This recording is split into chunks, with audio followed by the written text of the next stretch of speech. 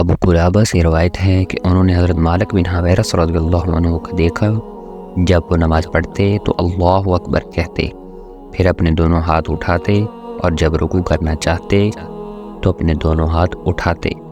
اور جب رکوع سے اپنا سر اٹھاتے تو اپنے دونوں ہاتھ اٹھاتے، اور انہوں نے بتایا کہ رسول اللہ صلی اللہ علیہ وآلہ وسلم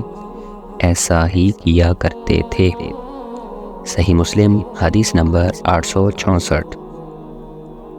ابو عوانہ نے قتادہ سے، انہوں نے نصر بن عاصم سے، اور انہوں نے حضرت مالک بن حویرث رضی اللہ عنہ سے روایت کی کہ رسول اللہ صلی اللہ علیہ وآلہ وسلم جب اللہ اکبر کہتے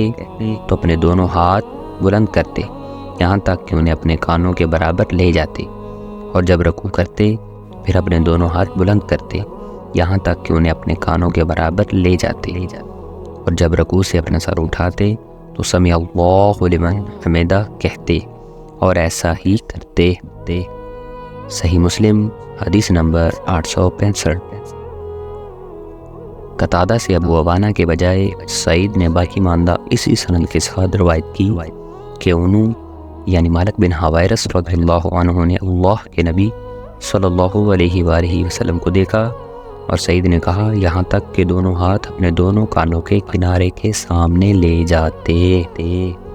صحیح مسلم حدیث نمبر 866۔